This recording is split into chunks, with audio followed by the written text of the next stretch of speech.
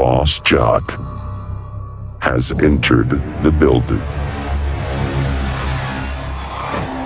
You are listening to the Sportcat Show. That's right, ladies and gentlemen, boys and girls, children of all ages. You have the one, the only Sportcat. I am here with you in the home studio in Atlanta. You'll probably hear some loud thunder behind me. And please disregard my mess here in the studio.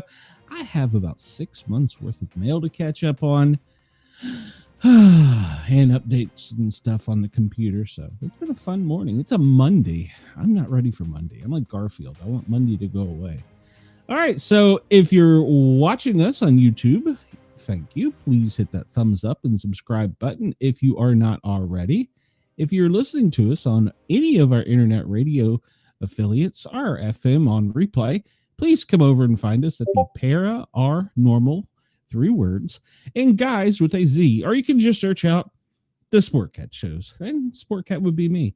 So hello, Denise. Hello, Chris. Hello, Wendell. We've got a lively chat today. That's great. I enjoy having a lively chat. So it's Monday. Maybe you guys can keep me awake or at least help me get through the day. So we're going to be here for the next 2 hours. We're going to cover some news, headlines, just some stuff that we normally do. So we always start off with a little history lesson because I think everybody can learn something every day. So sometimes we get little historical tidbits in these things. So let me do that. I think is there a way to I'm gonna play. Well, I don't like that. I mean, I guess I could, but I'm not a fan of that. I'll just stick with this. All right. Sorry, guys. I'm just pushing buttons. I'm on my home computer, and it's a little different as far as button play. Is that a word? Button play? All right. So today is July 21st. It is definitely a Monday. Let me kill this in the background because it's making way too much noise. All right. Is that going out over the air? I don't want that going out over the air. Well, it's not showing anymore. So there, be done with it. So, all right. We are not live on Discord. I haven't figured the bugs out yet. So, all right. So today is July 21st. We're going to go back way in history to 356 BC. Herostratus sets fire to the temple Artemis in Ephesus. It's one of the 7 wonders of the world. In 365, there was an earthquake on Crete, followed by a tsunami around the eastern Mediterranean. And it's allegedly to destroy Alexandria. 1861, boy, that's a big jump, because this would be AC. 1861, the first Battle of Bull Run in Manassas, which was not too far from where I grew up. It was the first major battle of the U.S. Civil War. It was fought in Manassas and ends in a Confederate victory. 1904, after 13 years, the 4,607-mile Trans-Siberian Railway is complete. 4,600, that's a lot of tracks. 1925, John T. Scopes is found guilty of teaching evolution in the Scopes monkey trial in Dayton, Tennessee. He was fined $100 and costs. Interesting. Way back then, 100 years ago. So, is that right? 100 years? Yeah. 1954, Geneva Accords for Indochina are signed, dividing French colonial territories into the countries of the Democratic of Vietnam North and the State Vietnam South, Cambodia, and Laos. 1970, Aswan High Dam opens in Egypt, enabling human control of the Nile. In 2015, on this day, changes its domain name,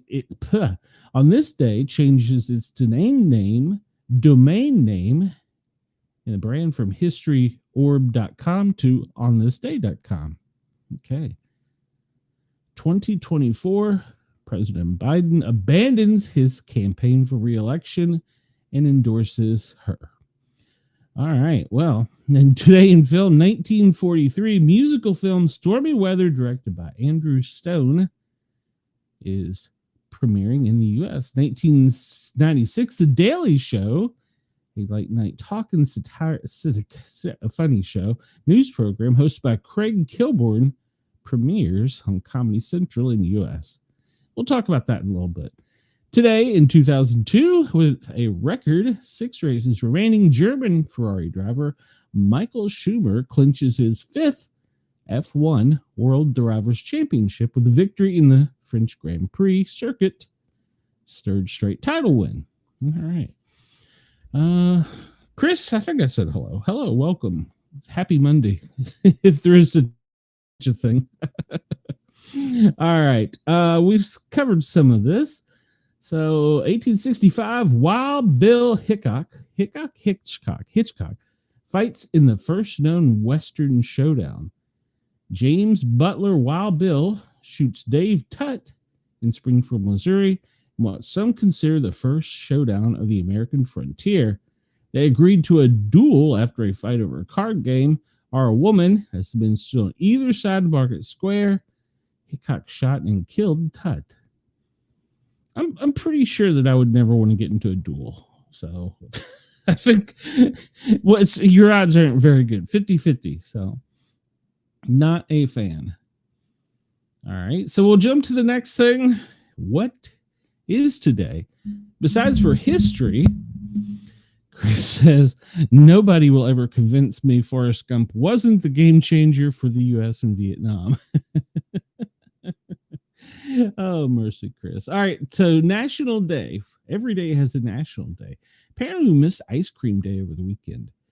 It's Get Out of the Doghouse Day. Well, I just got home and Mrs. Sportcat is definitely running things. It's National Be Someone Day. Okay. National Junk Food Day. There's a day I can get behind. National Lamington Day. What in the heck is Lamington? We're going to research this for a minute because I don't know. July 21st is National Lamington Day on the national calendar. This delicious food holiday celebrates Australia's most famous culinary icon, the Aussie Lamington. Okay, did not know this. Today we are encouraging people to try Lamington while spreading the word about this tasty cake. Okay, well, unfortunately, I'm not at home in Knoxville where my mom is the chief baker in charge and has been of many places. She could make me a Lamington, but I'm going to message her and tell her she needs to find out what a Lamington is. And next time I'm there, I want to have her whip one up. So happy Lamington Day. National Junk Food Day. What's your favorite junk food? For me, probably barbecue potato chips. Let's see. Belgium Independence Day. It's Comic Con Day. Hey, I like that. We'll get a little comic book news here in a bit. Global Hug Your Kids Day. Well, I only have one at home. All the others are moved out. And it's Guam Liberation Day. And July 21st, first is Invite an Alien to Live With You Day. Does it matter if you just invite him to cross the border or you want him in your house? I'm going to leave that alone. It's Legal Drinking Age Day. I heard a Karen on a talk show that was going off about a kid who tried to buy alcohol, and his 21st birthday was this year, but it wasn't this month. It was later in the year, and she was going off on the kid because he didn't know how to calculate his birthday. And I was like, no, you're just being a Karen. He was like being a kid trying to buy booze and thought he could sneak one by. So, but yeah, she was on a talk radio show just going off about this. I'm like, I don't think that we're to the point where you can't figure out how old you are. I mean, unless you get to a certain age where you never age anymore. Like I'm going to be 55 for a long time. Chris says his is National Cheese Doritos. I do like cheese. I love the taco flavored Doritos too, but they don't always have them.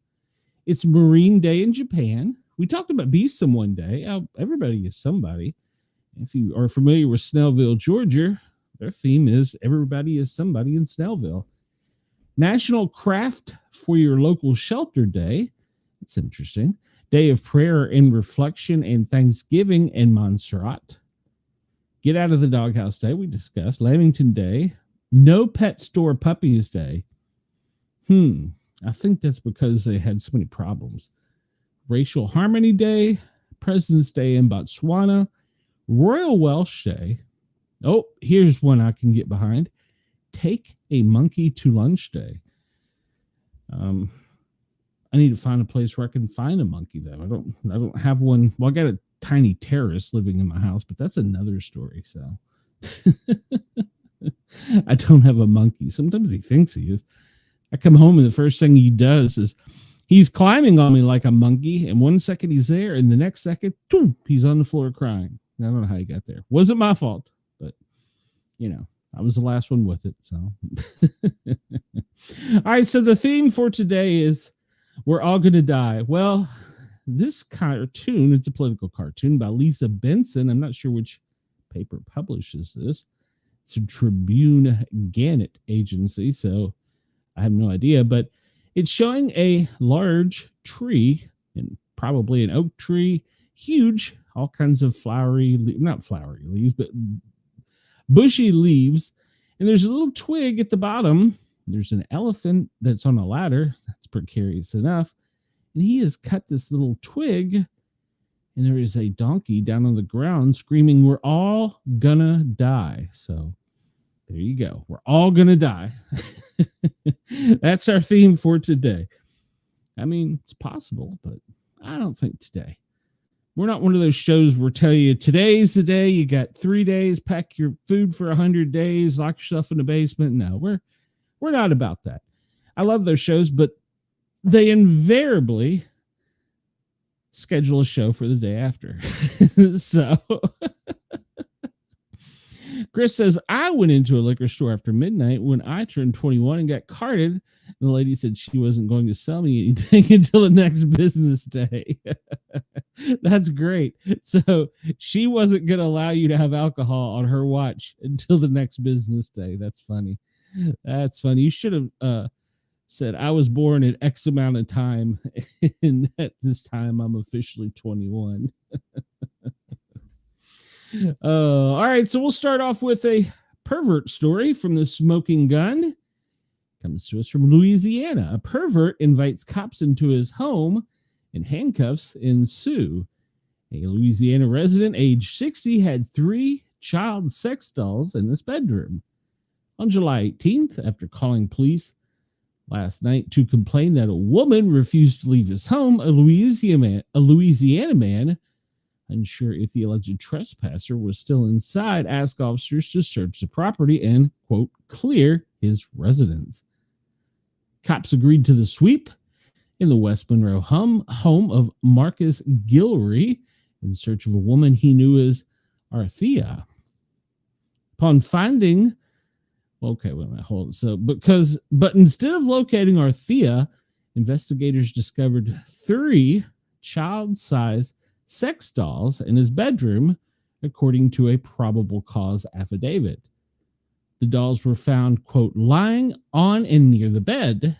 Upon finding the dolls, they obtained a search warrant to search his home. During the execution of the search warrant, an anatomically correct sex doll of an infant and 2 anatomically correct dolls, which resembled a child under the age of 13, were recovered, according to Officer Justin Cummings in his report. During questioning, the suspect, Guillory, admitted ownership of the dolls, which he purchased online, and stated he had sex with each of the dolls multiple times. Cops say he admitted to, quote, piercing the nipples of one of the child dolls. He was arrested for possessing, trafficking, or importing a child sex doll. A felony, he was charged with possession of marijuana and drug paraphernalia. His rap sheets include bust for that battery and forgery and narcotics possession. Despite his history, he did not hesitate to invite the police into his home for a walkabout. Why would you do that? Why? Oh. People are so weird. All right. So over the weekend, there was a mass casualty incident in California where a male drove into a crowd and, well, chaos ensued afterwards. So the driver, this comes to us from the Scallywag and Vagabond. It's got to be a highly reputable news organization with that name, right? And it is from the Scandal and Gossip page. Driver kicked out of Hollywood club plows into crowd, injuring 30 while getting shot. And there's a lot of pictures and videos of this on social media. I'm not going to show them, but Fernando Ramirez, a Los Angeles man, was kicked out of the Vermont club in East Hollywood. He intentionally rams into the crowd after a fight, injuring 30, 7 critically, while being shot after being attacked by club attendees as cops now seek shooter at large. So here's what had happened. He was kicked out of the East Hollywood club in California early Saturday morning, as allegedly got into his vehicle, plowed into a crowd of people standing outside. They were apparently waiting in line to get into this club. Left 30 injured. There's a video capturing the man being attacked and then including shot by the attendees he had moments before run over. There's also, I saw this on a crime show, but this guy literally targeted people, drove over them. The graphics on the video were quite, even for me being in EMS, I was like, ooh, that's ugly. But they proceeded, his car ended up into a hot dog stand and a telephone pole. They proceeded to drag this suspect, we'll still call him suspect, out of the vehicle and were beating him. I mean, literally, he was getting a beat down, and then supposedly was shot. So, according to LAPD commanders, the 29-year-old who had driven moments before after the altercation occurred inside. He drove his Versa into the crowd of people gathered outside outside the venue and nearby food venues.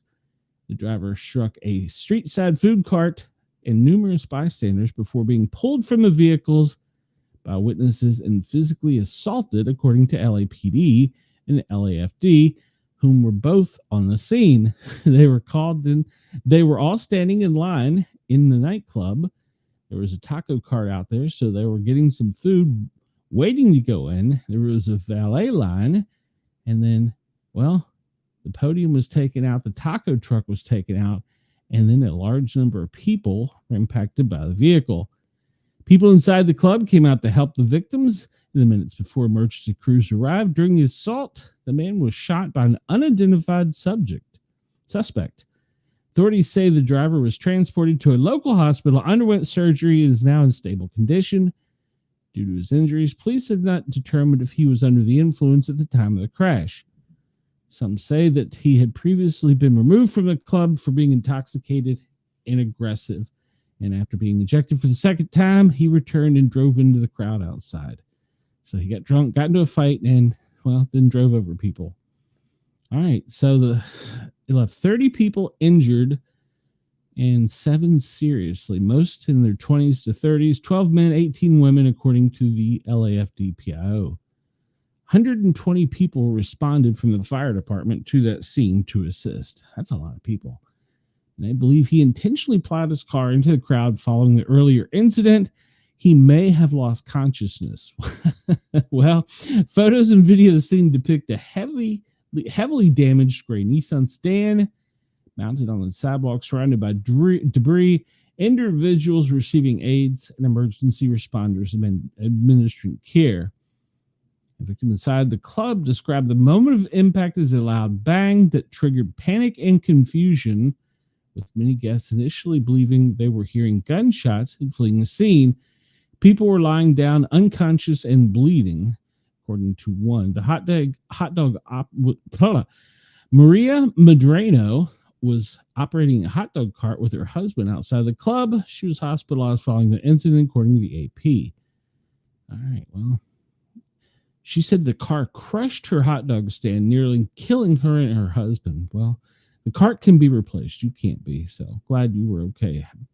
Hope that everybody gets better, and this gentleman faces multiple charges and never sees the light of day again.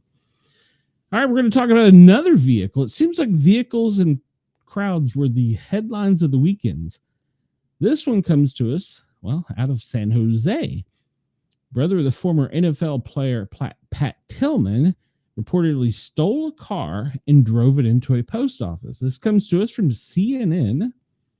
The man accused of the man accused of deliberately driving a vehicle into Northern California post office is the reported brother of the late NFL player and U.S. Army Ranger Pat Tillman, said the U.S. Postal Office. The investigation began when police and firefighters in San Jose responded to reports of a burning vehicle in the box lobby of the Almadean Valley Station post office around 3 p.m. U.S. Postal Service said in a statement to CNN, the fire was extinguished. They took the man into custody.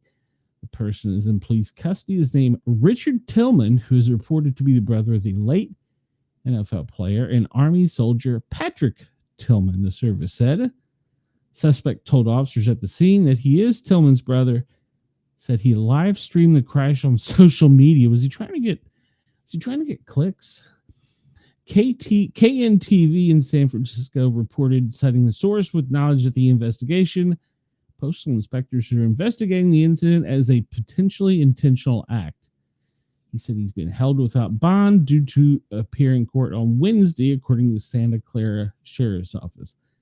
Pat Tillman, who led his high school football team in San Jose to a championship before playing for Arizona State and advancing to the NFL, was killed while serving the U.S. as a ranger in Afghanistan in 2004. Gosh, that doesn't seem like that long ago.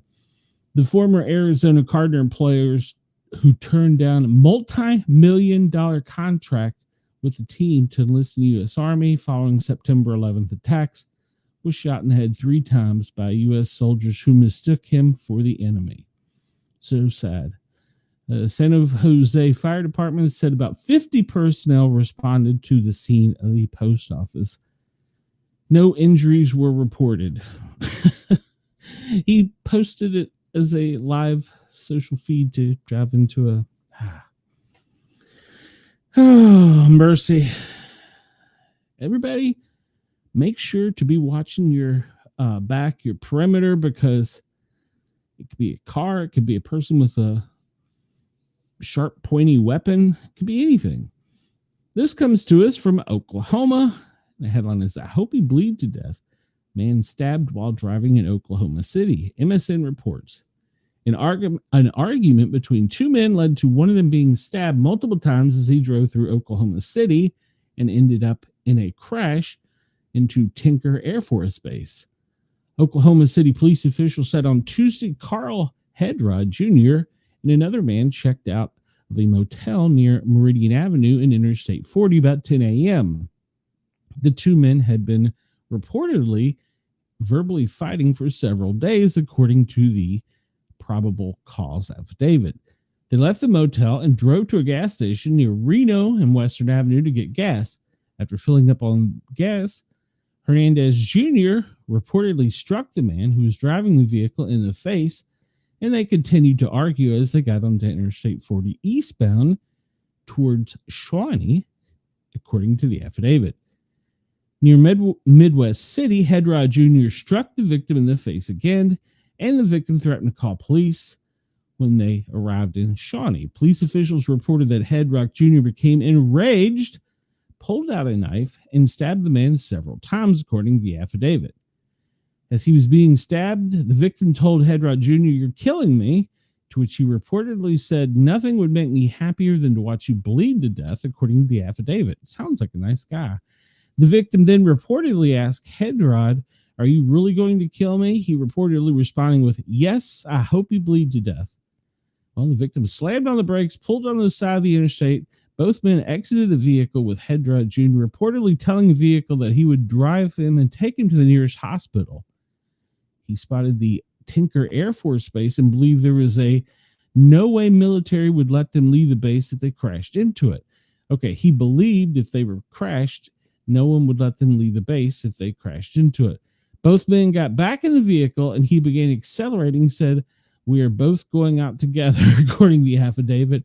His friend sounds like he's a nut job.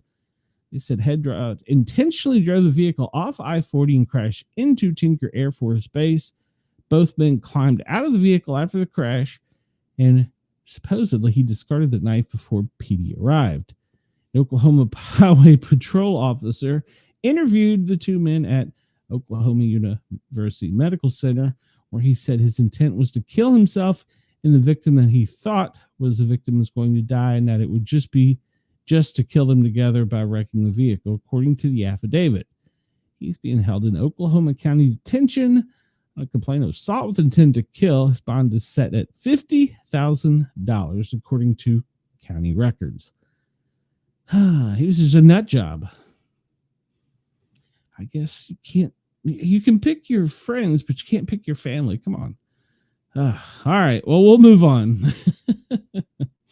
Once again, more street crime. This comes to us from LA. A street takeover proceeded after an alleged looting at an AutoZone parts store in South LA that left the store in shambles. LAPD officers from the department's Newton Division responded at 1:30 a.m. to 4335 South Main Street and Vernon Avenue, where video showed a large amount of broken glass, scattered merchandise in the store parking lot. Video from ABC showed the officers arriving, clearing the store of possible looters before entering. NBC reported dozens of witnesses were at the street takeover just prior to the looting. These street takeovers are becoming a thing, and yesterday in Knoxville, there was one on Broadway, just outside of downtown, and they took the street over with motorcycles. And they were doing burnouts, and they were in a parking lot of, I think it was an AutoZone there, and a large group of people. So these things are happening more and more frequently. Interestingly enough, nothing besides for social media posts. There was no news media reports of the incident in Knoxville at all.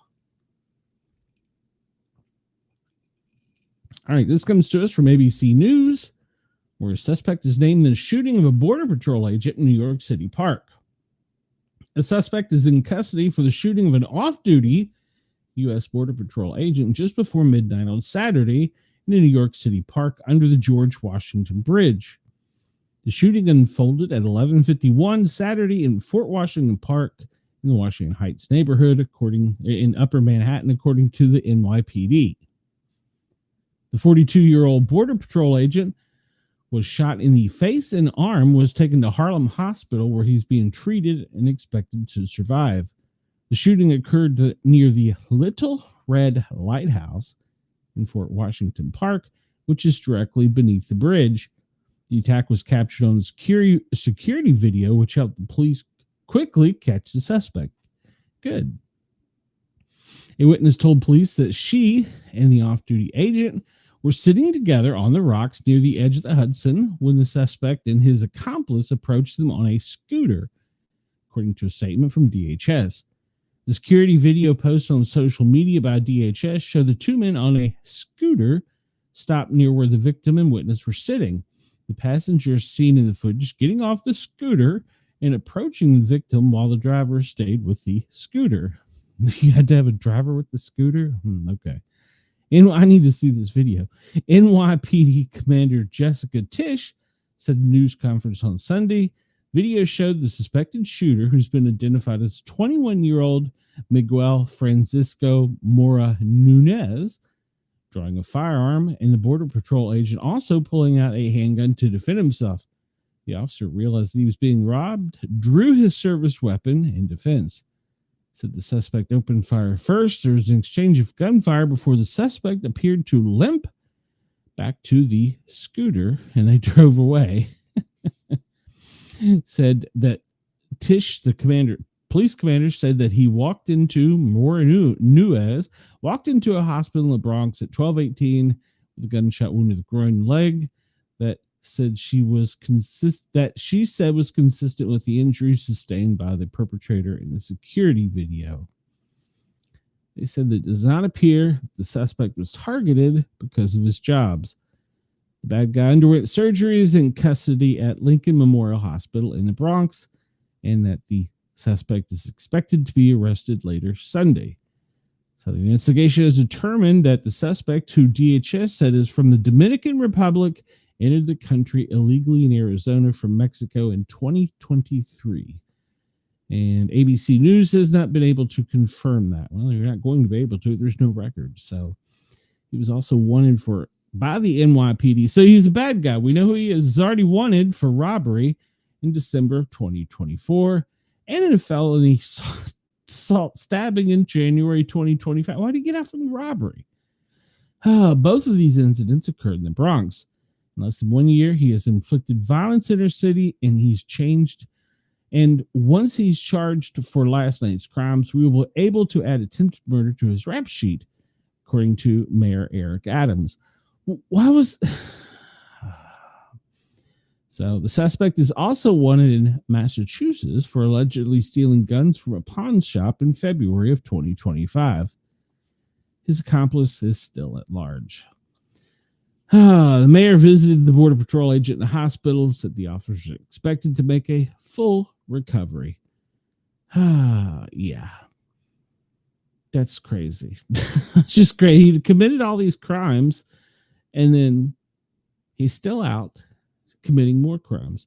So it said ABC News couldn't confirm, but that he came here illegally in 2023, and in 2024 he committed several violent crimes and was out, and only to commit another one, which would have probably been murder if he could have got by with it.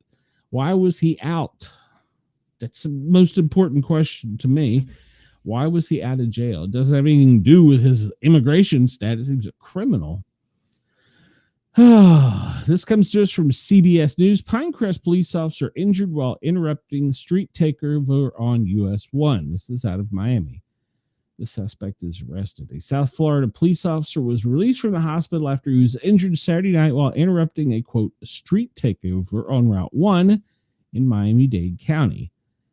He said the suspect was arrested. Adolph Dennis Jr., 24, has been charged with attempted second-degree murder of a law enforcement officer after Pinecrest police said he struck Officer Andres Garcia with his off-road vehicle at 9 p.m. Saturday. Police said the officer was responding what they referred to as a road takeover. There was a large group, said the Pinecrest public information officer, who is Ivan Azores. There were approximately 6 or 7 off-road vehicles, each one transporting 3 to 4 passengers and a driver. Police said Garcia shot and missed at an off-road vehicle when it hit him while trying to escape. He was released from the hospital with minor injuries. So he drew his service weapon and was firing, but missed his target. When the officer arrived at the gas station, the vehicle that fled pinned him between the suspect vehicle and the officer's car. At that time, the officer felt the need to discharge his firearm threat. After fleeing the mobile gas station near US and Southwest 104, so it was Route 1 and 104, police said the vehicle made it about 18 miles where they used a pit maneuver to stop the vehicle. Video shows a cavalry of cops chasing the vehicle before stopping it near Southwest 167th and Chrome Avenue. So this isn't the first time that they've heard of these drivers doing this in Miami. Many people avoid Route 1 because it's a high-risk area. So people are staying out of the area according to local law enforcement because they know that it's bad, but yet we can't get the police to make it stop. Chris said, after you said Eric Adams, I didn't even try and understand the logic behind it. Yeah, I mean, why would you let him out? I don't. All right, so this one we're going to hop to Tennessee, Nashville. A former Tennessee reality TV star arrested after reportedly attacking a woman with a sock at Walmart. WSMV TV reports a former reality TV star from Middle Tennessee was arrested at a Walmart on Friday after she attacked another person with a sock filled with rocks, according to the arrest affidavit. On Friday, July 18th, officers with Metro National Police were called to 3035 Hamilton Church Road in reference to an assault. And the Nashville Police Department spoke with the victim, who said that she was using self-checkout when the suspect, a 21-year-old Diamond Tankard, came from behind her, grabbed her by the hair, and then after the attack said that she took $1,500 iPhone 14 and $900 Louis Vuitton handbag. Officers found a laceration above the victim's eye on her forehead. According to the victim's grandmother, she had a sock filled with rocks and used it to strike the victim. Staff provided security from Walmart, and it confirmed it. Tankard was arrested and charged with theft of property, aggravated assault with a deadly weapon, and she bailed out on $2,500 bond. In December, she was arrested and charged with attempted first-degree murder after she allegedly struck a woman with her vehicle on November 29th. She was a reality TV child star who appeared on Bravo's Thicker Than Water, a show about Ben Tankard and his family. Ben is a music producer and pastor of the Murfreesboro Church Destiny Center. So you go into Walmart and you just hit people in the head with a sock full of rocks. Interesting. All right, so this one comes to us from Alexandria, or specifically Fairfax County, Virginia. An alligator surprises guests at a Virginia motel after midnight. A motel in Virginia had an unexpected guest Monday night as an alligator took in the sights. Police in Fairfax County released body cam footage of the strange encounter when a massive alligator was spotted just walking the rounds after midnight and June 16th. This is just being released, I guess. The 5800 block of Richmond Highway. I know right where that is. Oh, damn, that's an alligator. There is actually an alligator at this hotel, an officer told the dispatcher. The officer estimated the reptile was approximately 6 feet long, and it can later be seen waddling down the sidewalk. It drew the attention of everyone, and even one person walking her dog nearby was advised to stay away and bring the puppy inside before it became dinner. Though she protested, she wanted to see the alligator. Good Lord. Karen, go away. There's an alligator out here. No injuries reported. The alligator has reportedly been removed from the county, and its owner was not cited.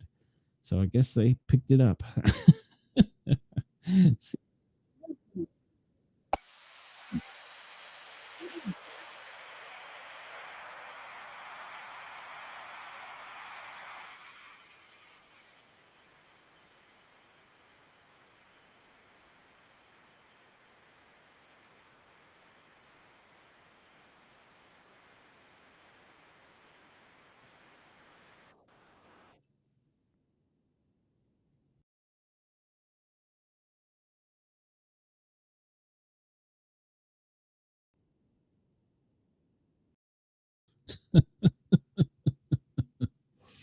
Yes, it was an alligator.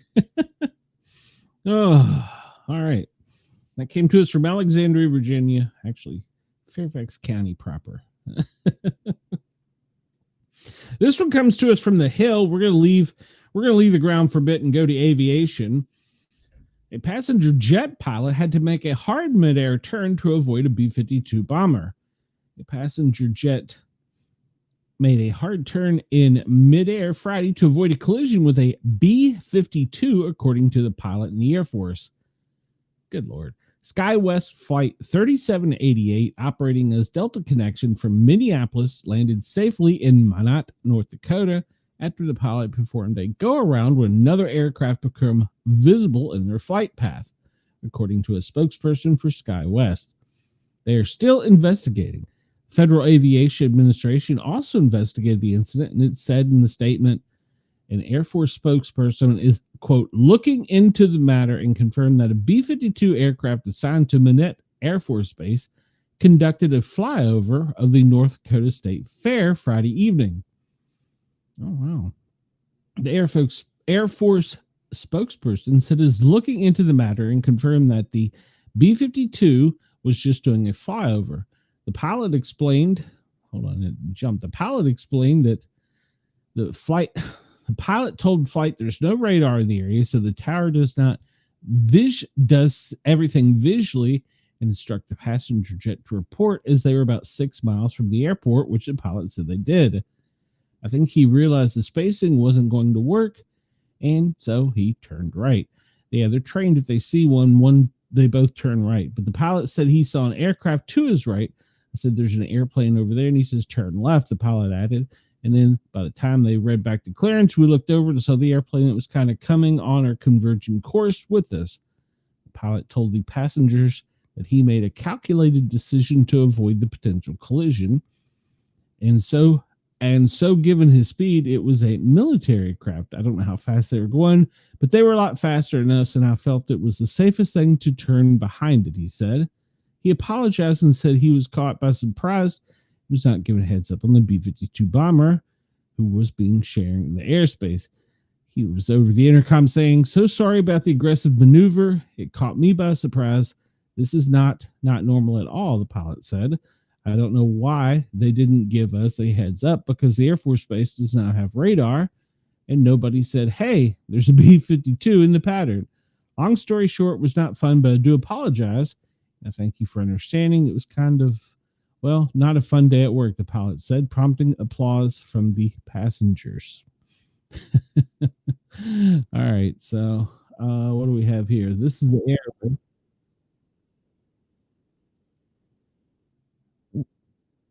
Well, I want to hear the air traffic control. Why did you say all this? I could have just it.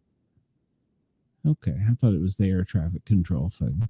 And Chris said that was an old incident because the alligator would be canceled by the left president today for participating in the undocumented detention in Florida. Is that where they send alligators now, down to Alligator Alcatraz?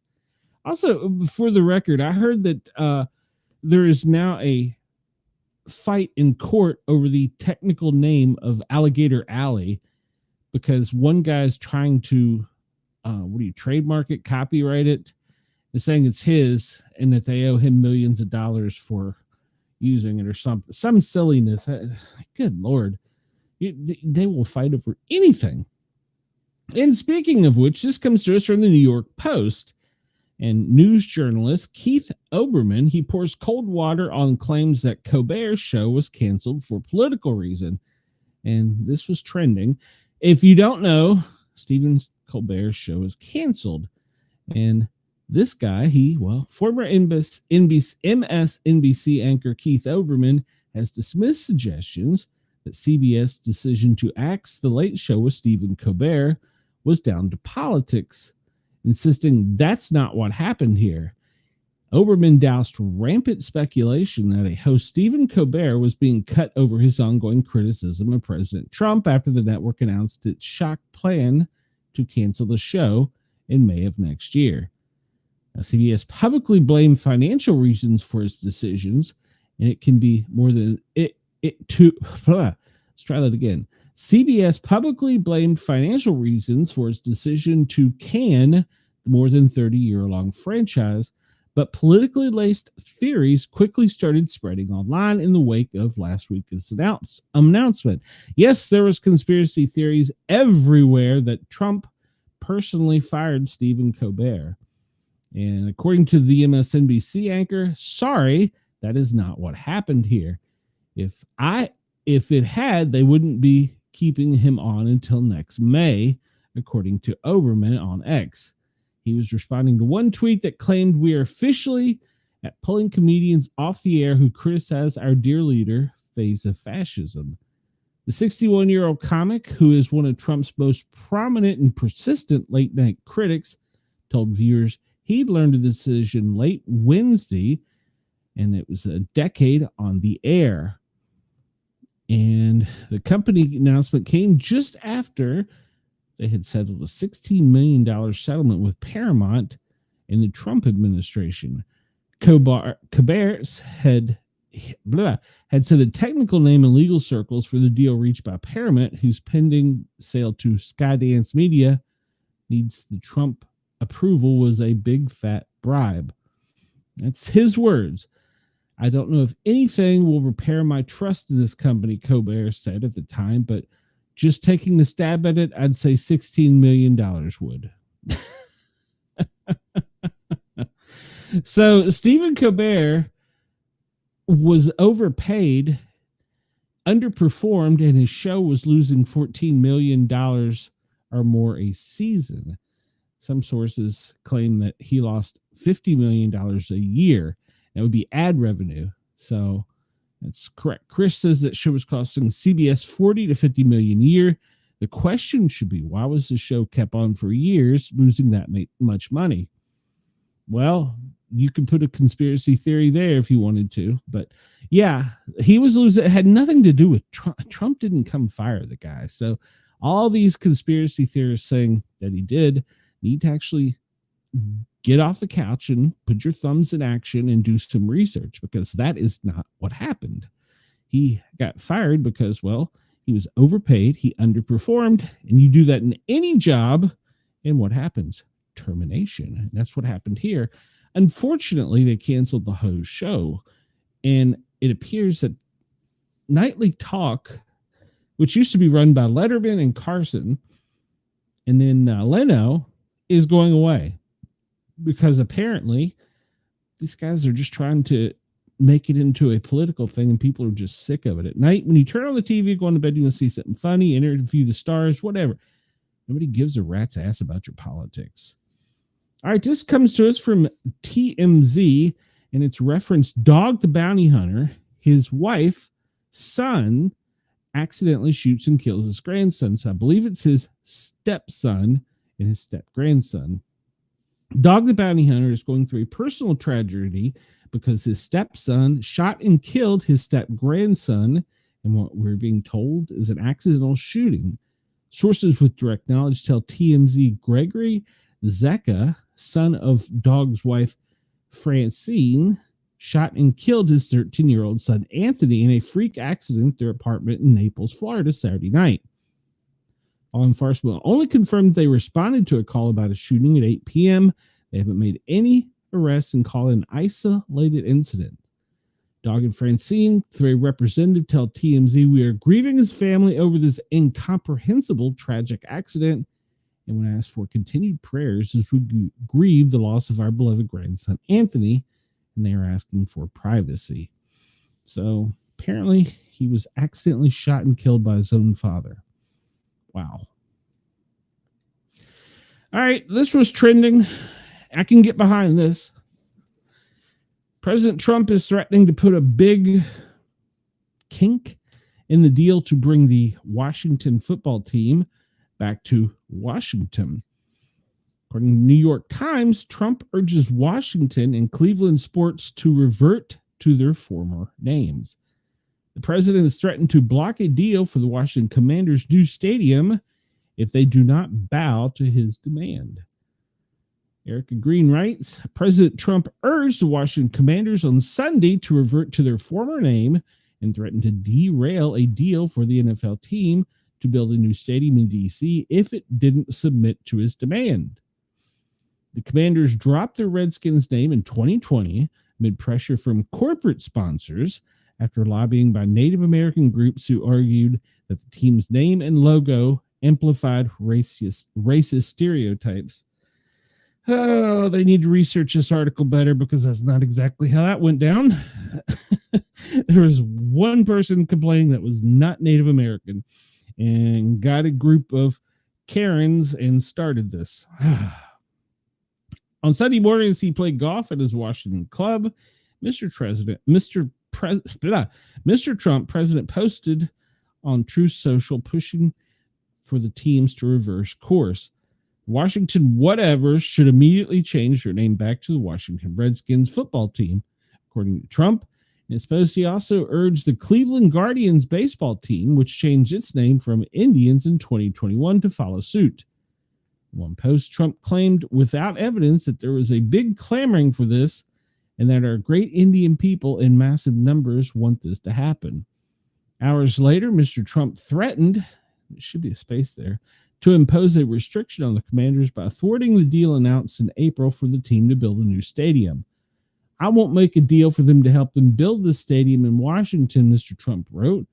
The team would be much more valuable and the deal would be much more exciting for everyone. It's unclear if the president has the authority to block the deal. Well, Washington does control the purse strings for Washington, D.C., so I would assume he could. The post came as Mr. Trump attempted to move on from backlash over his administration backpedaling on his promise to release the files on, well, we know, that Epstein guy with whom Mr. Trump socialized with for nearly 15 years. They made sure to get that little part of the sentence in there.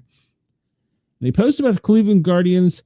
Trump attacked Matt Dolan, a former state legislator who has a partial stake in the team, writing that he lost elections because of that ridiculous name change. Mr. Dolan publicly ran unsuccessfully for Senate in 2022 and 2024. Chris Antonetti, the Cleveland Guardians president, told that the club was more focused on their future.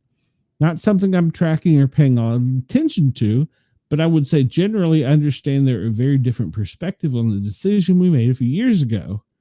But it's a decision we made, and we've gotten the opportunity to build the brand and the Guardians over the last 4 years. We're excited about the future that's in front of us. Post also marked Mr. Trump's 6-month anniversary in office and sought to draw attention to his accomplishments.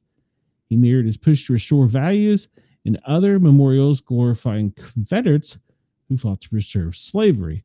Why are we saying this? Why does this matter? Which were removed amid so-called racial reckoning after the murder of George Floyd in 2020, arguing that the removal over the past several years has erased parts of the nation's history. Can't argue that.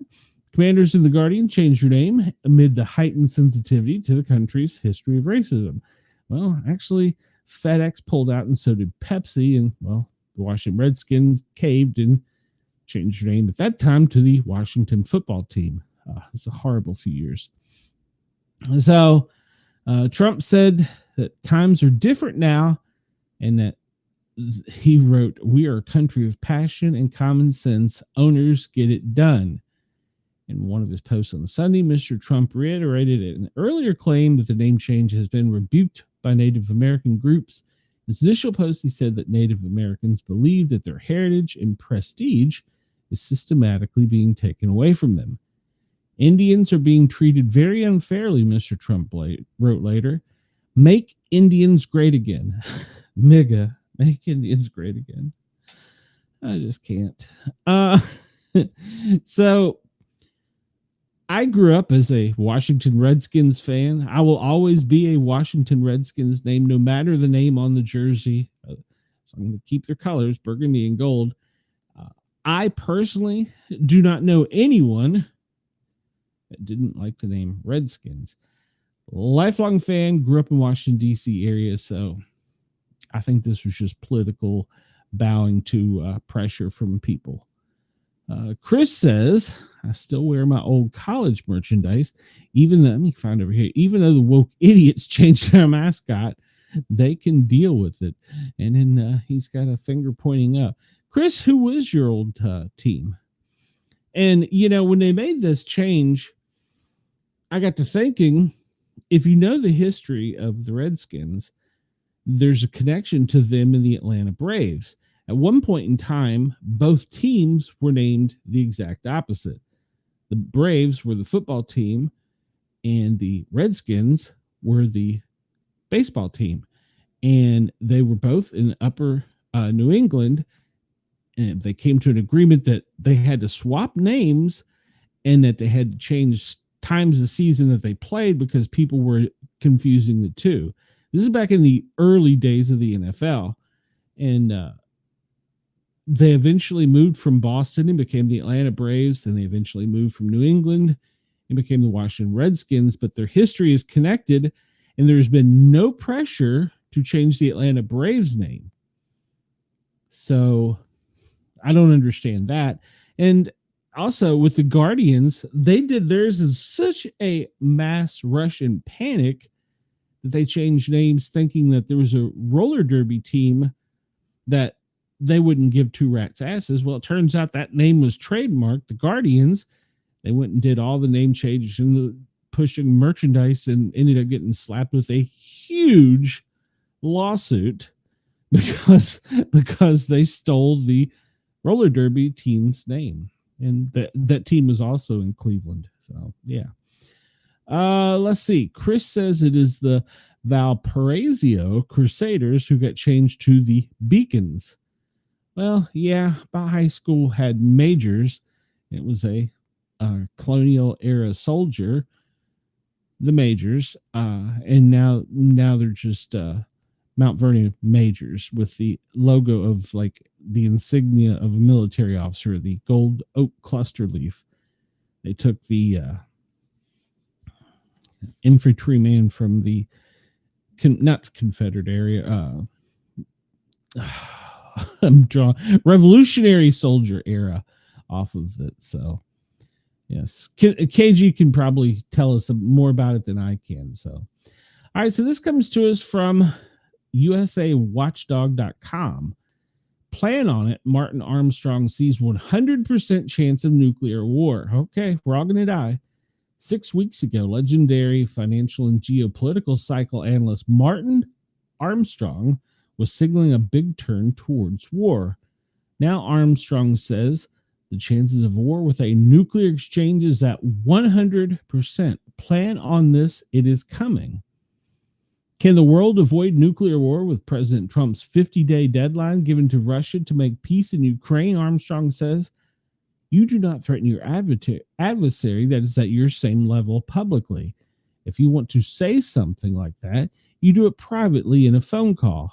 Now what will happen is Putin cannot possibly sign a peace deal. What, are you crazy to this in 50 days? We have staff in Germany, and I was told by my staff that a friend of 60 years was told to report to duty. And I had a friend that was at the Vienna Peace Conference, and he called me when it was over and said, holy crap, this has nothing to do with peace anymore. This is about preparing for war. Everybody should start getting ready for drafts to start going that way. They want war. They are not backing off. Oh, Armstrong's computer Socrates is signaling war as early as next month.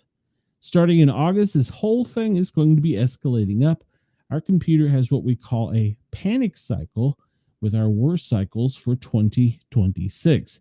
That is not good. I don't know what the hell Trump is smoking. My computer has been projecting war, and it is projecting war into 2026. This is not looking good, and Europe will lose. It's as simple as that. The other big event that happened, what will change the economic system forever, is the House just passed the so-called Genius Act, guiding and establishing national innovation for U.S. stable coins. This bill is now headed to President Trump's desk to sign into law. Mr. Armstrong contends that the U.S. debt is being sold by big holders of Treasury, and we will have to find new market for our huge Treasury debt, or we will default. Treasury bonds will supposedly backstop stable coins and the banks will control them, he says. This is a repeat of 1863 in the Civil War. They issued national banknotes. Banks were told to buy the bonds. They could buy the bonds to go fund the war, and they were allowed to issue currency backed by the bonds. That is the exact same thing. These stable coins are the same thing as the 1863 National Bank Act. So it all ties to money, power, and war. Stable coins in the Genius Act are not good news for financial freedom or any other kind of civil liberty, Armstrong says. The government will say, we don't like this guy, debank him. The government cannot do it directly, so what do? They do it indirectly in another way. Son of guys that are gun dealers and bullion dealers, and they have been debanked. This is the world we are going into. They know we are losing power. Europe is far worse. Spain says you cannot take out $3,000 without the government permission. Wow. They're trying to eliminate cash. The forms of government we have today are going to collapse. Republics are the most corrupt form of government, period. And there's more in an interview. If you go to USA Watchdog, you can watch the whole interview. It's about 65 minutes. So he's as early as next month, we're going to go to war. Well, all right, then. We'll see. All right, we're at the top of the hour, a little bit past. We'll finish up real quick because this was in my headline. Trump posts AI video of Obama being arrested in an unhinged social media spree. And amid a bizarre social media posting over the weekend, President Trump posted an AI video showing former President Barack Obama being arrested and in prison. The video, which Trump posted to his Truth Social account, claims that, quote, no one is above the law. And it begins with two men sitting next to each other in what looks like the Oval Office. As the Village People YMCA kicks off, two FBI officers enter the frame and drag Obama out of the room while Trump looks on with a disconcerting grin on his face. Obama is then pictured in a jail cell in various locations of the prison wearing an orange jumpsuit and looking sad. Trump posted the video as part of a weekend-long social media spree, which he repeatedly attacked Obama over allegations that his administration manufactured intelligence to try and subvert the 2016 election. The goal was to usurp President Trump and subvert the will of the American people, said DNI Director Tulsi Gabbard. She's the director of the National Intelligence Agency. She announced the investigation into the Obama administration. We're getting on a very slippery slope here. Very slippery slope. You can watch the video if you hop over to X or Truth Social and see it for yourself. It's funny in one way, stupid in another. No idea what he's doing with this stuff. So this comes to us from Zero Hedge. I thought this article was interesting. The desperation to stop Trump wasn't political, it was survival. It's not enough to say they hated Trump. That's the surface level distraction they fed the public. Tweets, tone, ego, but behind closed doors, the political elite were clutching their pearls over Trump's behavior. They were panicking over what he might expose. And this breaks it down. It goes back past Obama. The effort to sabotage President Trump's candidacy before he even took office was not about protecting democracy. It was about protecting the machine. From George H.W. Bush, that's daddy, to Barack Obama, the same interconnected networks of intelligence operatives, political dynasties, and global financial interests financially built and maintained a shadow system of power, and Trump threatened to bring it all into light. They're saying Bush Sr., the architect, can see that. He didn't just serve as the CIA director, he was the architect in modern intelligence and shadow government. Under his watch, the United States expanded covert operations globally, often under the guise of, quote, national security. These operations weren't just about foreign policy, they included drug trafficking, Iran-Contra, we all remember that, money laundering, and manipulation of foreign elections. Yeah, we did that too. They funded black budget programs and off-the-book deals. The Bush family ties to global banking, oil, and weapons aren't speculation. They are documented, but scrutiny was always dismissed as, quote, conspiracy theory. Why? Because they controlled the narrative. Enter Bill Clinton. He is the cleaner. Bill Clinton's administration refined the art of corruption and cover-up. From the Mina Airport drug running scandal to the Chinagate campaign finance scandal, corruption was a feature, not a bug, of his presidency. The Clintons cashed in on global influence and built the Clinton Foundation into a pay-to-play Leviathan. Meanwhile, the intelligence community continued to expand its reach, especially into domestic surveillance, setting the stage for what would come next. Bush Jr., well, he was the enabler. Under Bush Jr., 9/11 came the catalyst for exponential growth in surveillance control and unaccountable government authority. The Patriot Act opened the door to mass data collection on Americans. Wars were launched on false pretenses.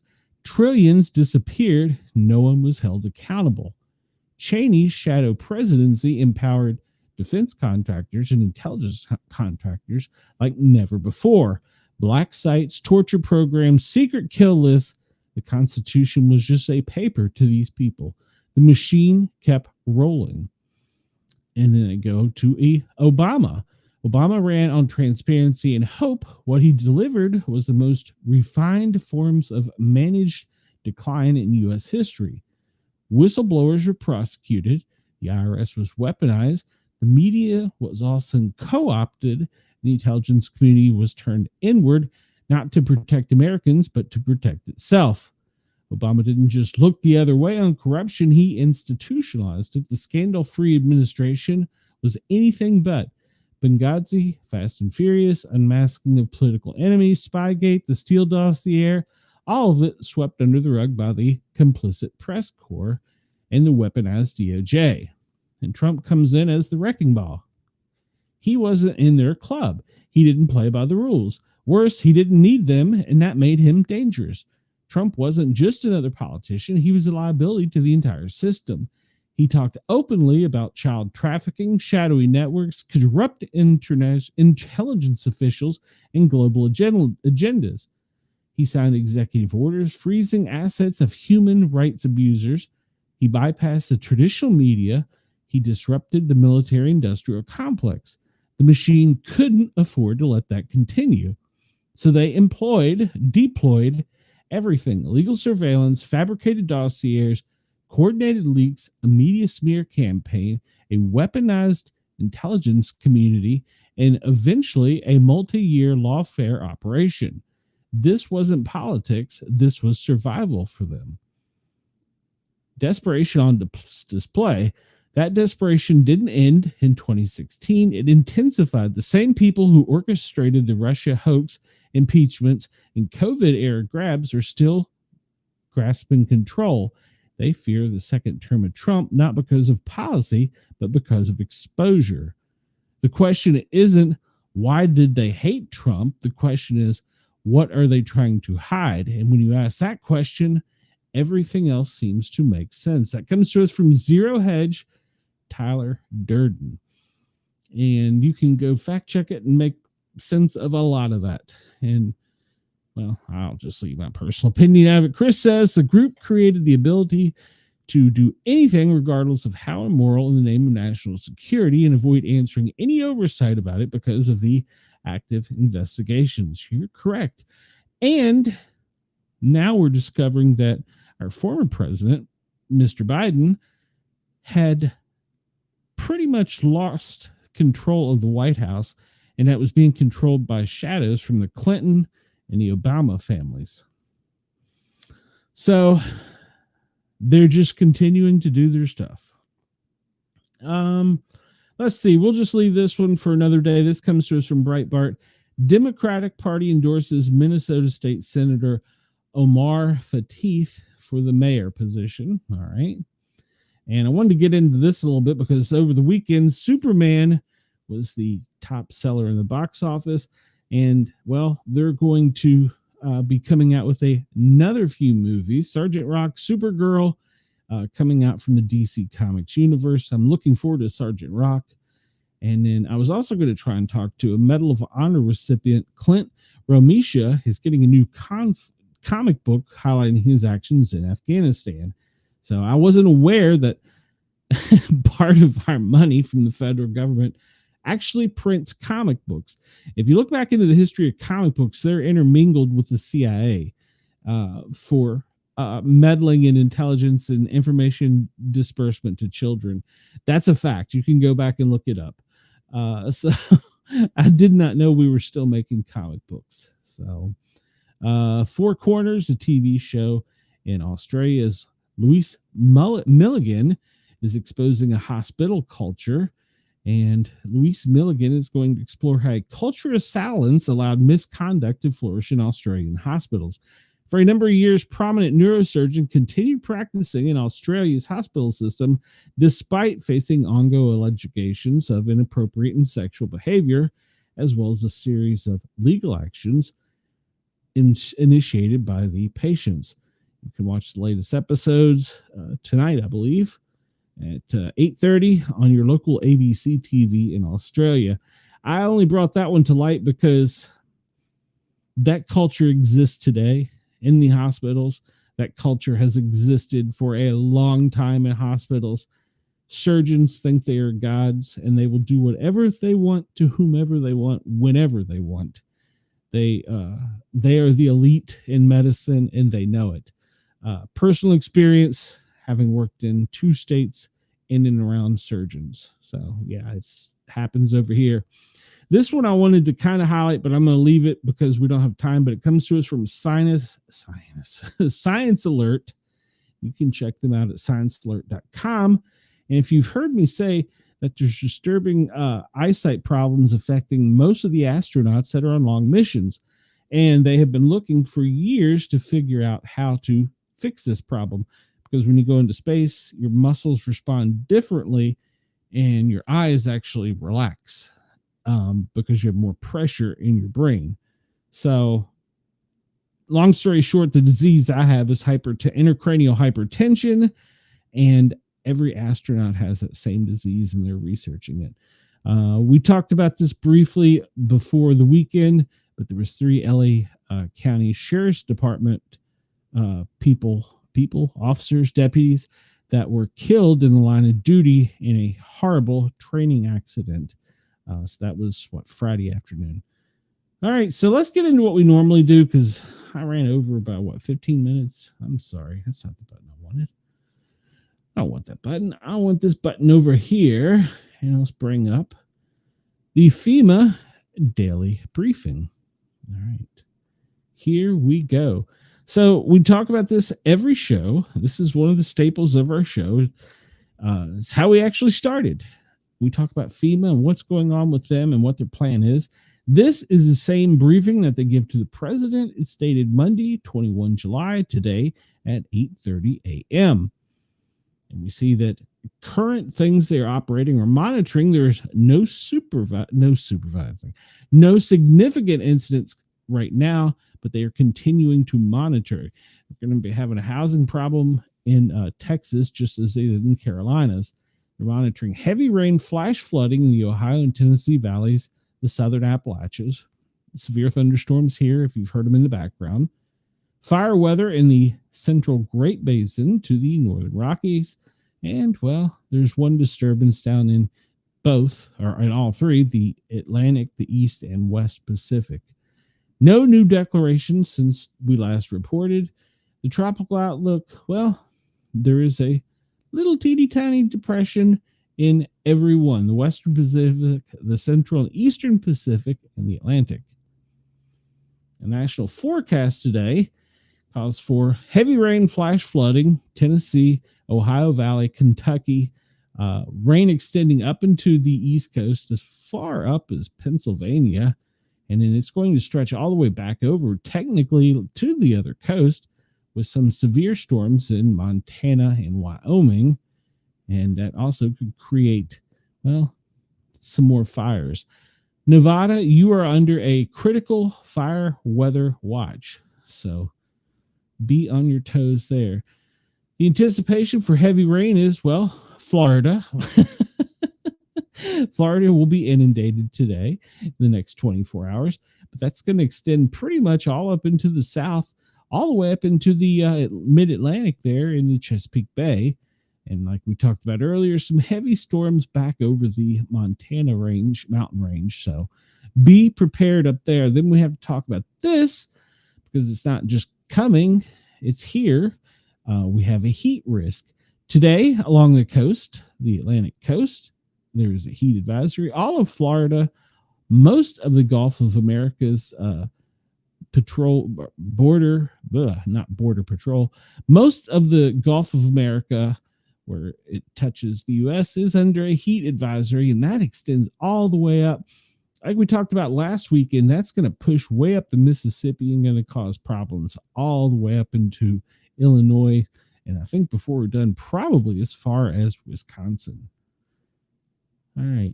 Space weather, no real things to watch, although there was a space storm last weekend. So we're going to watch and see what happens with it, because it takes a couple days for it to reach us. And that's talking about what FEMA is currently doing. We've discussed it before. They're pretty much every state is active and are trying to repopulate in several. All right, let's jump to our next thing here, which is the president's daily schedule. All right, President Trump today had an in-pool camera time of 9 a.m. 12:30, he had lunch with the VP. That's it. That's all that's on the books for today. Yesterday, the official White House calendar released. Per protocol, the Trump National Golf was the only planned event. Okay, so he went and played golf on Sunday. Over the weekend, he had no public events. He stayed at the White House otherwise, besides for playing golf. So, interesting. So he played golf in Washington, D.C. over the weekend. That was it. That's all he did. I mean, I'm sure he did president things, but he didn't do anything like fly off to a foreign country.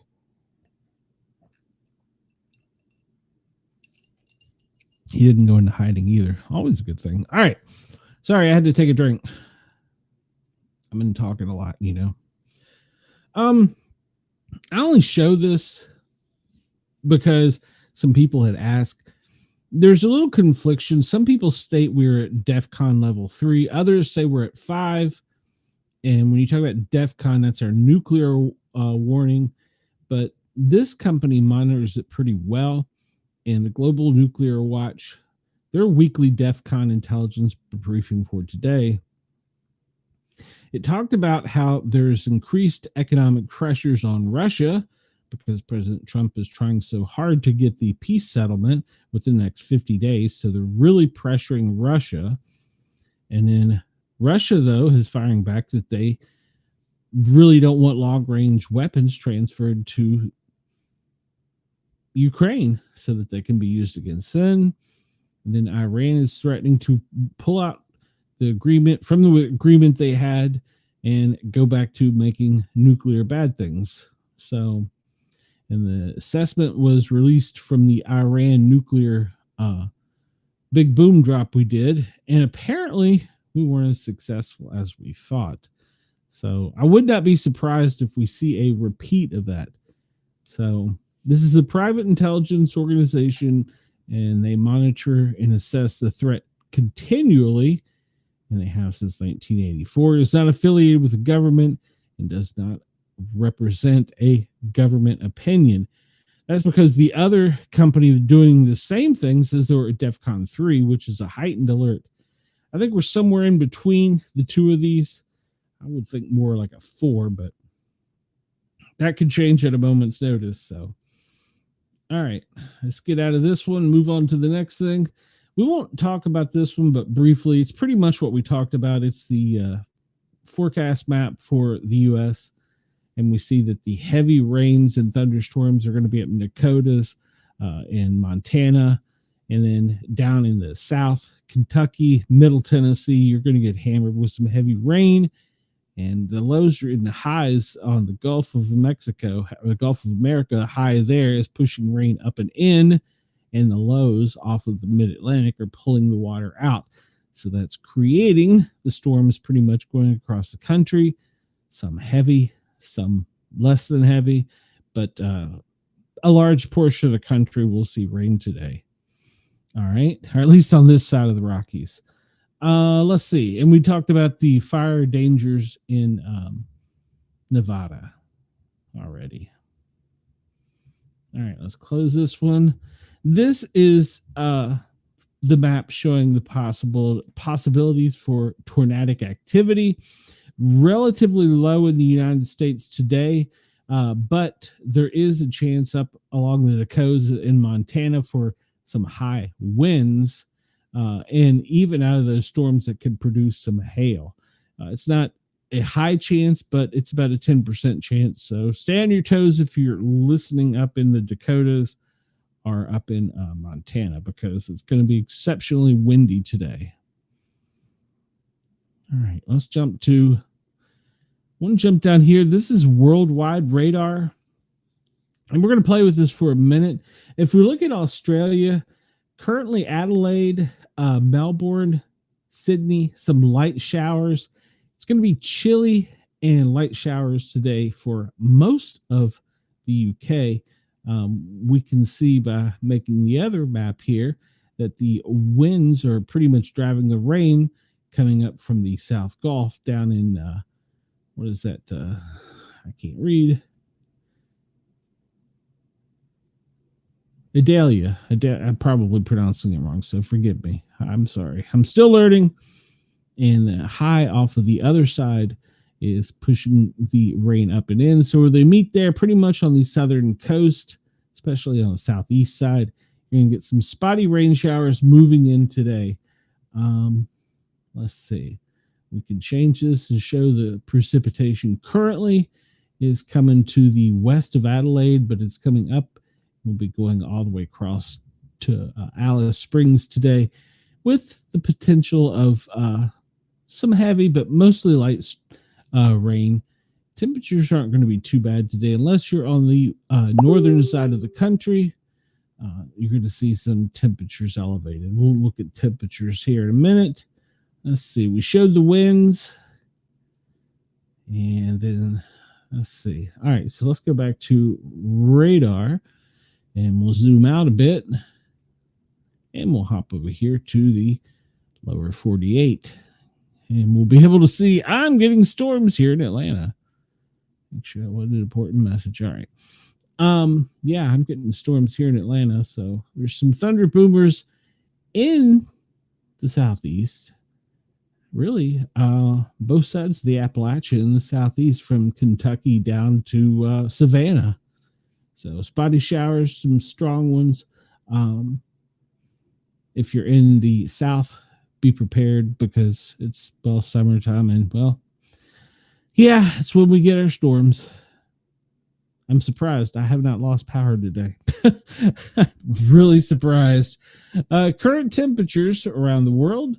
We'll start on the west coast. Seattle 67, hopping over Rapid City 78, Sioux Falls 84, Omaha 90, Kansas City 88, Chicago, you're coming in at 78, Washington, D.C. 86. Well, the winner for today appears to be Las Vegas. It's currently 97. However, in the Gulf Coast, Houston and New Orleans are coming in at 91, and Tampa at 94. And I think I said Atlanta is 90 with 95, and Memphis, yes. That following up the Mississippi River, you're going to see a wedge with some hot air extending way up north. Could make it almost to the Great Lakes, but we're not sure about that. We do have the one tropical storm down in the Atlantic to keep an eye on. Currently, it's not affecting anyone, so it's still out to sea. So we'll keep an eye on that. There is a cyclone over Japan. It's in Asia.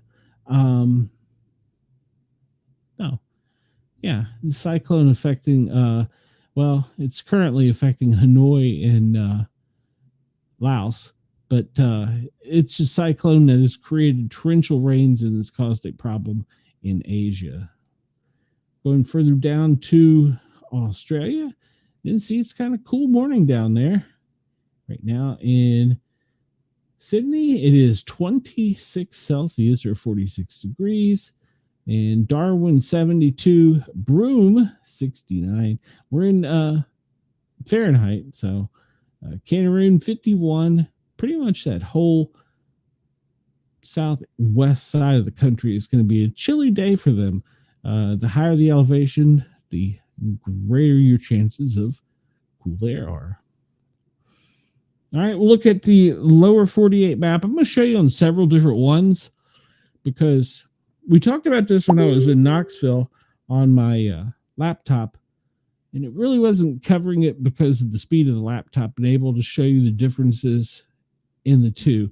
So this map comes to us from the Emergency Management Agency, GEMA, and I like it because you can zoom in. It sorts it out by county, and you can read what the watches and alerts are, but it's also color coded. So there is that. I don't know why I just did that, but made it look funny. All right, there we go. So we can see the extreme heat coming up from the Gulf of America all the way up to Chicago. Following that little wedge is going to be like a little train. The rest of the country, well, not the country, but the South is under a heat advisory. But if you're along the Mississippi all the way up to the Great Lakes, it's not just a warning. They're telling you it's there. Flooding over in Tennessee, Middle Tennessee, and up into Kentucky for today. And yep, we'll zoom in a bit, and you can see as far over as the coast, there is some specific rain. When I say the coast, I'm talking about the Outer Banks. There's some rain on the Outer Banks, and that thunderstorm is extending inward into Tennessee. All right, the other one I want to show you is this map, and it's very similar to the GEMA map, but this one is put together by the Amateur Radio Emergency Services in the South. So you'll notice, if you look on the map of the lower 48, the South is outlined. They show you the radar. They still have all the watches and warnings, and so it's a pretty good site to use too. So you can search it out for the Southeastern U.S. Situational Awareness Map for the amateur radio community.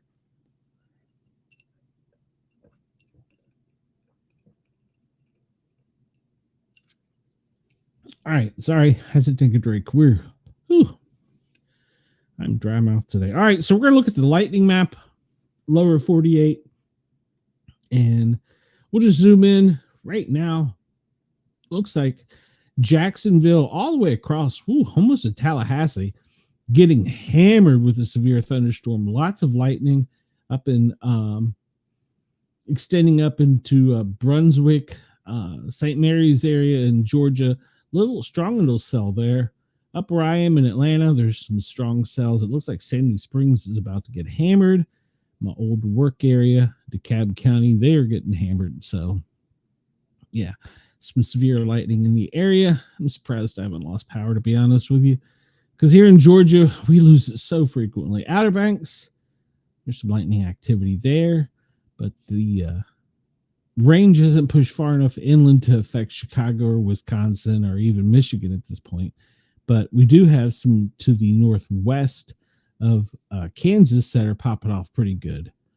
And then if we scan down, Texas, right at the Arizona, Albuquerque, Texas border. Well, they don't actually border, but I'm talking about Arizona, Albuquerque, and Texas border Mexico. There's a cell down there that's popping off right now. All right, let's go. Let's see what we're doing on our power map, because usually if you got pretty decent sized storms, you have some power outages. And currently, it's looking as though only California is reporting greater than 10,000 outages, reporting 15,453, 835 outages in California. And you can zoom in on it, and you can see there's not one particular county that's worse than the other, so it's pretty much a statewide event. And that's pretty much it for the power outages. Everywhere else is looking pretty good at the moment. Jump into the weather warnings real quick. Chris, we'll look and see if we have one for our good friend Andy. Whoa, lo and behold, right there, right in the middle. 3 minutes left on a test message. All right, so there's a new flash flood warning watch in Texas, special weather statement in Florida, Minnesota severe thunderstorm warning.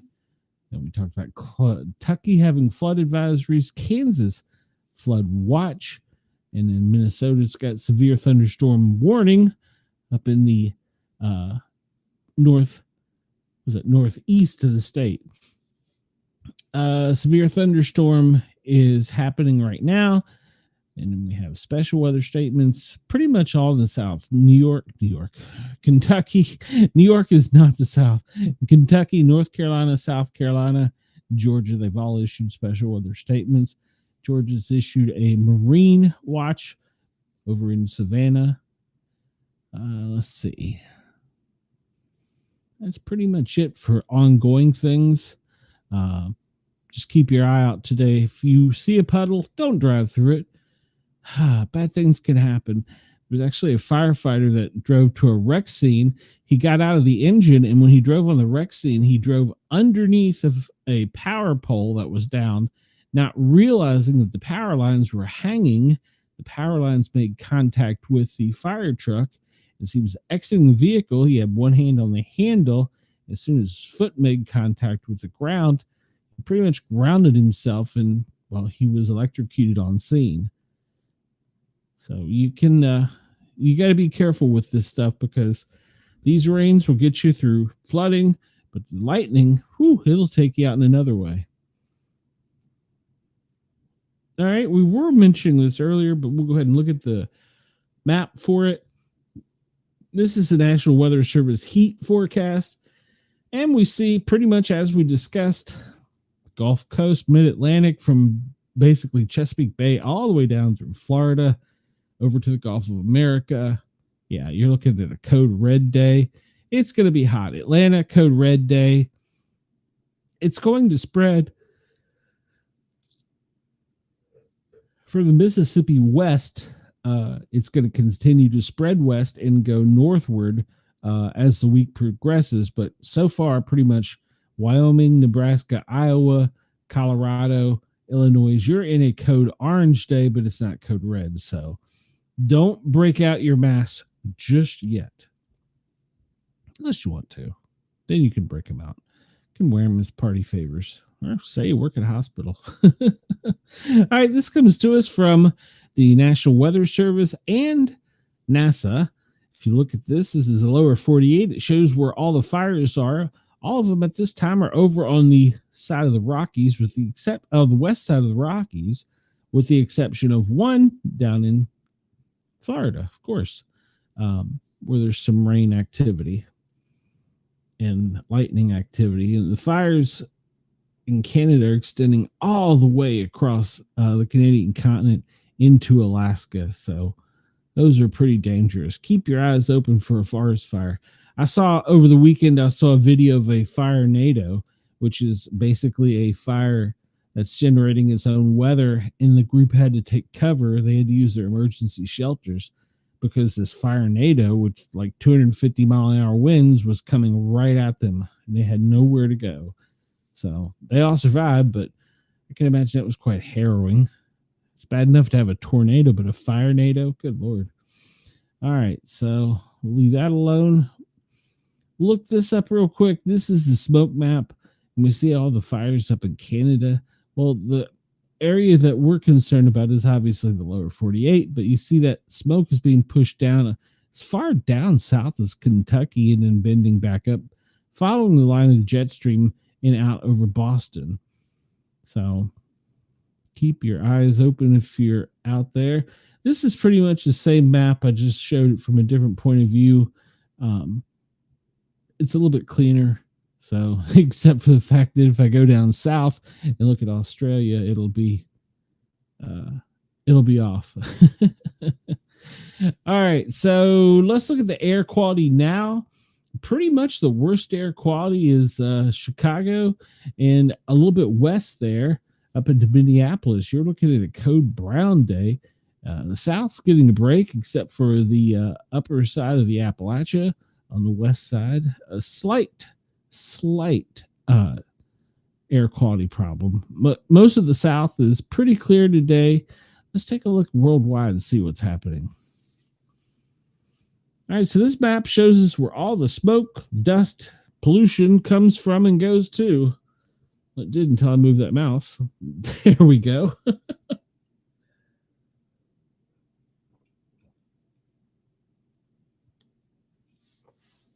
As you can see with the Canadian fires, it's pushing the smoke down into the lower 48, but the jet stream is catching it and moving it back up the Atlantic and out.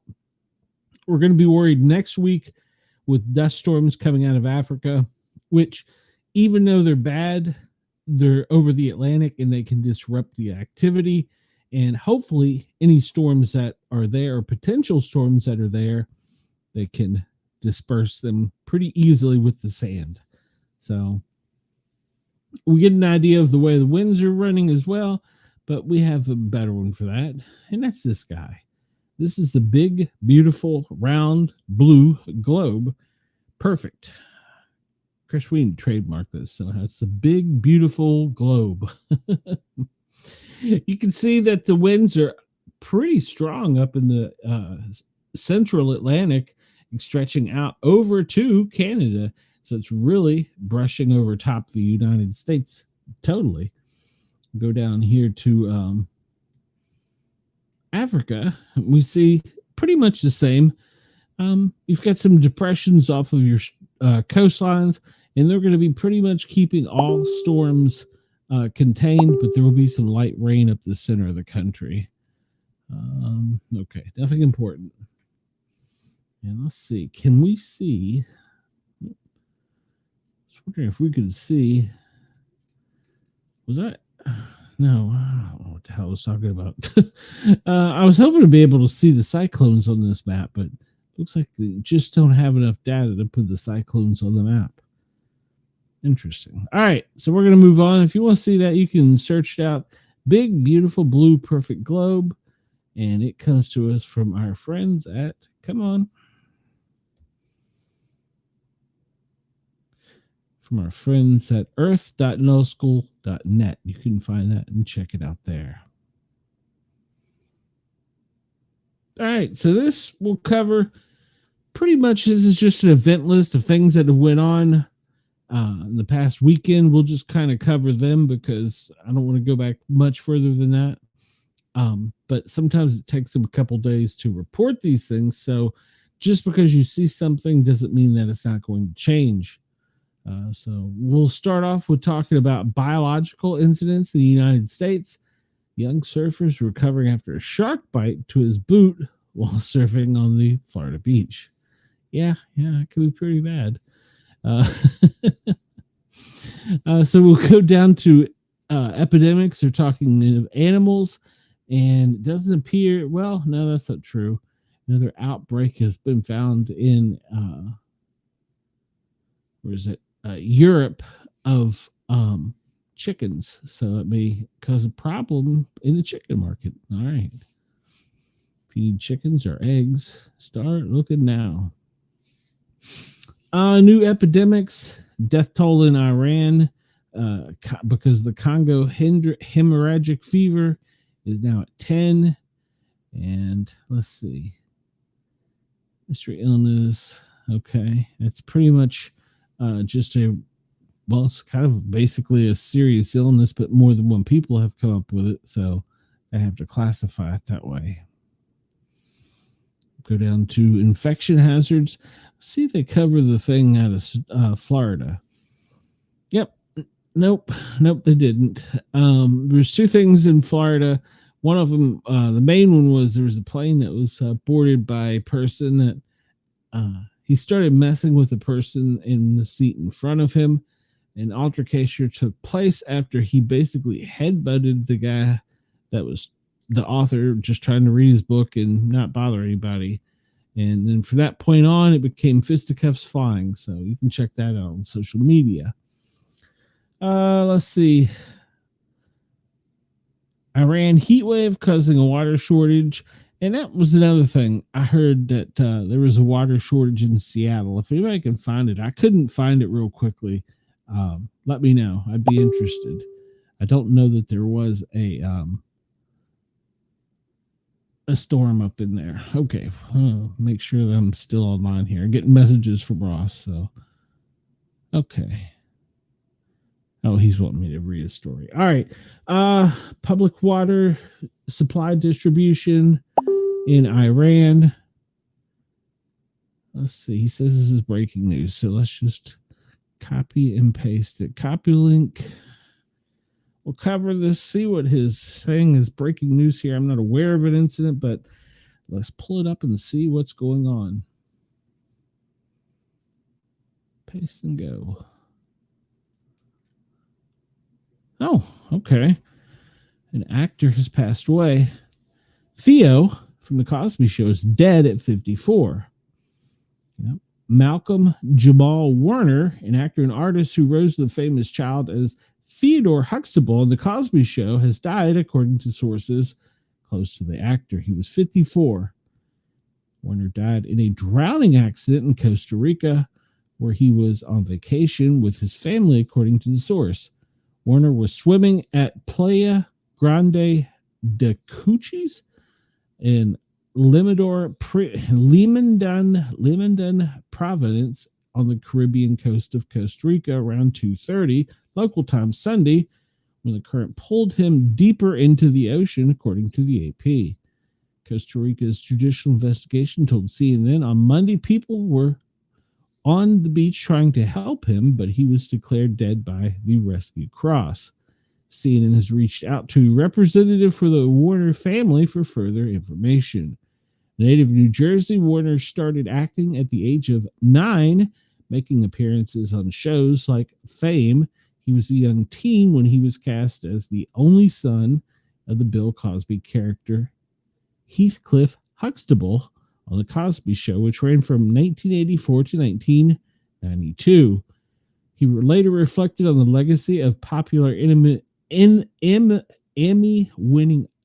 sitcom, the fact that The Cosby Show for Black America and white America alike finally legitimized the black middle class, which has always been around since the inception of the country. But as with everything, it is not legitimate until it's on television. Boy, isn't that the truth?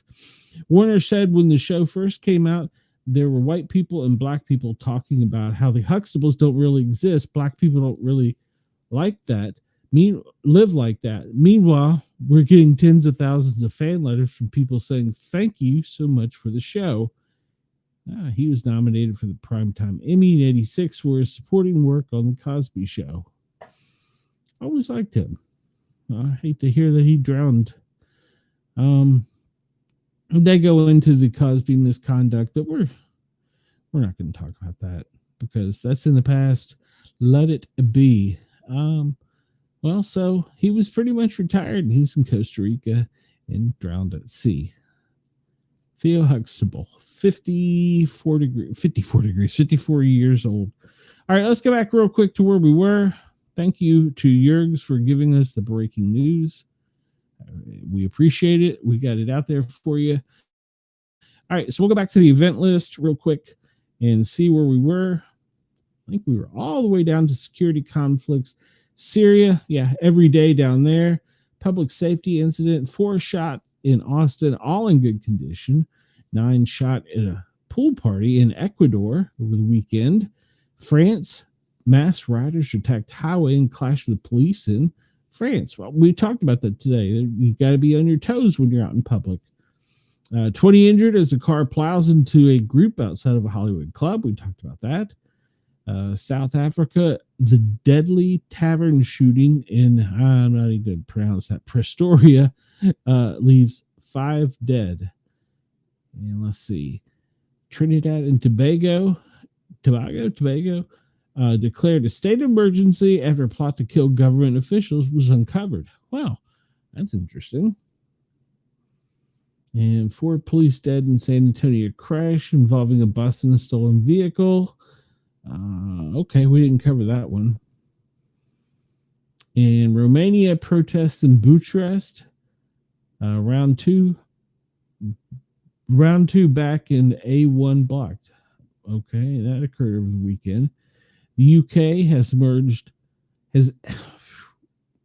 UK and anti-immigrant protests in the UK turns into a wider, more violent protest after asylum seeker is charged with sexual assault. Okay, he's a suspect. It's a keyword there. See, serial demonstrations, Romania, protests in Bucharest, round 2. Okay. And what else we have? UK anti-immigrant protests. We talked about that. And war, well, just look around at the map. We're directly not involved, but by gosh, we're selling our weapons to be involved. So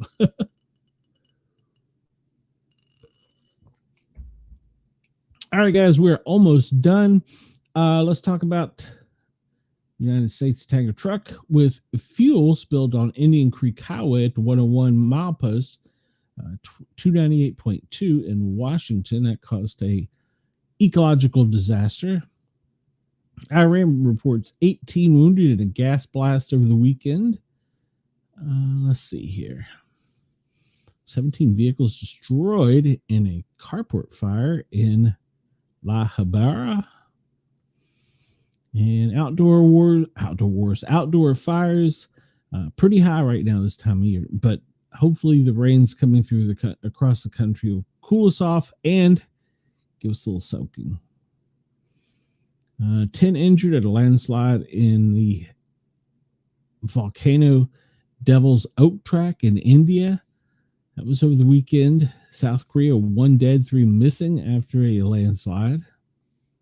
That was over the weekend. Volcanic eruption in Kilauea. That was over the weekend. They had Spur with a eruption and Great Sitkins. So Iceland had a volcano eruptions. Interesting. Iceland is not ice. It's green. Flooding in the U.S. A tsunami. Well, the tsunami was reported, but it never came to light, making land 70 miles southeast of Sandpoint, Alaska. And let's see. Industrial accidents. Delhi is India is linked collapse to a construction house in the Swarup Nagar with rescue operations underway. So interesting there. And we talked about traffic incidents with aviation and cars. I didn't mention one that I wanted to find and highlight. It was the guys fighting, the video for it. The video is just crazy. But I didn't get a chance to pull it up, so maybe I'll try and do it tomorrow. All right, this is a disaster alert map. Pretty much we're covering the same thing that we did yesterday. Just this gives us a little bit closer time-wise to current time, and it gives us a little bit more information if we want to search it out. So we talked about the thunderstorms that are currently occurring in the south. Let me zoom in here. Yep, there we go. And I don't know what that is. Oh, we were talking about heat storms. Well, not a heat storm, but heat being a hazardous exposure. So, yeah, there's the heat right now in the south extending up the Mississippi. Pretty warm today. Let's go back to settings and see what we got here. Let's see. Well, we'll drop down into Texas, the Gulf of America, and we'll see that flood warning. Hop over to the Keys. Pretty much straight. Same thing, flood warning. Go down here to New Zealand and more flood warnings. So there's a lot of flood warnings in effect for today for the south and the northeast. So keep your eyes and ears open for that. We'll zoom out some and see if there's anything interesting. If I can find a mouse to close this. All right, there we go. Let's hop down to Australia and see if there's any news down there. Why is it not giving me control? All right, so we see there's little storms on the African coast, but the main thing that we're concerned with is there's going to be a windy day up there or down there in Australia, and it's going to be a kind of a rainy day. Even if you're not 100% going to get the rain from pretty much South Australia north, you can bank on a little rain, even if it's just a little soaking shower. All right, we'll go over to the next map here, if I can bring it up. There we go. These little dots represent alerts that have occurred. They could be anything from a clerical to an actual biological event. So let's see what we got here. We'll pull in the United States since, well, it's most updated, I would think. Maybe I'll be able to pull it in. Oh, that's right. You got to use this control. Oh, Lord. Have mercy. All right. So we'll start down in Florida. There's 3 alerts down there. And the first one comes to us almost out of the Keys. If I can bring it up. There we go. Measles case was confirmed. All right. So that was down in Florida. Come on. There we go. So apparently they had a boil water advisory for a while. All right. And these are things they don't like to talk about, but you can find them on the web because, well, why else wouldn't you find anything on the web? You can see that they've had several cases of flesh-eating virus down in Florida. We also noticed that, if you remember, out to our west, and I thought it was kind of shady because there was also one kind of up in the Mississippi. Now, it could just be migration of the fish, but so far, so just food for thought. All right, let's see what else we got, because we are about out of time here. Latest earthquakes. 3.1 in Guatemala, 4.4 off the coast of Kamchatka, 4.5 off the east coast of Kamchatka. I don't know what the heck where that is. Let's see. Looks like most of them have all been overseas, and there's none that are, well, I won't say none, but there's some that don't hardly rise to the case of needing help. So, in other words, there was no damages. All right, we're going to get out of here because I've run out of time for today. I'm pretty sure I'm about to run over. I want to thank everybody at Yerg's Radio for allowing me to come on and tickle your ears. And, well, we got about 5 minutes, but time to sign off. I want to thank everybody at Yerg's Radio for allowing us to tickle your ears and have a little fun today. It is a Monday. Who doesn't hate Mondays? So I will be back tomorrow for the Sportcat Daily Gazette. Same time, same place. Everything will be the same except for more, well, idiotic news things. So let's see. That's about it. Everybody at Yerg's Radio, Radio X in Australia, thank you for allowing us to come on, and we will see you guys tomorrow. Everybody have a great day. I will go out of here showing you what is going on in the world on Bitdefender. So everybody have a great day. I will see you soon.